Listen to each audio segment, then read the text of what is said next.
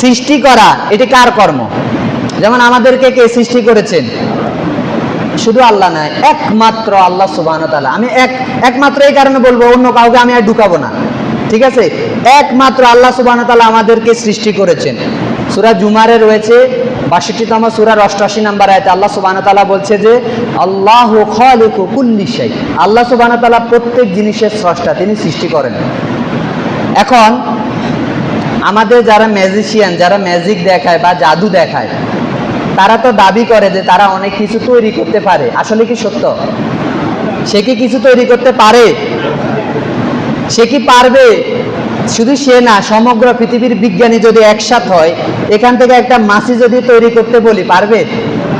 শূন্য থেকে একটা মাছি তৈরি করে দেখাক, তাহলে সে স্রষ্টা নয়, সে সৃষ্টি করতে পারে না। আমরা কি কিছু সৃষ্টি করতে পারি? আপনি বলবেন এই মোবাইল তো কেউ না কেউ সৃষ্টি করেছে, এই ডেস্কটা তো কেউ না কেউ সৃষ্টি করেছে। না, আমরা রূপান্তর করি, এক রূপ থেকে অন্য রূপে নিই। এটা আগে ছিল গাছ, গাছটা কে দিছে? আল্লাহ সুবহানাহু ওয়া তাআলা। সেই গাছ কাটিয়ে আমরা তক্তা বানিয়ে এই ডেস্ক বানিয়েছি, খাট পালং বিভিন্ন আমরা জিনিস বানাচ্ছি। আমরা এক রূপ থেকে অন্য রূপে নিই, কিন্তু আমরা এগুলো তৈরি করতে পারি না।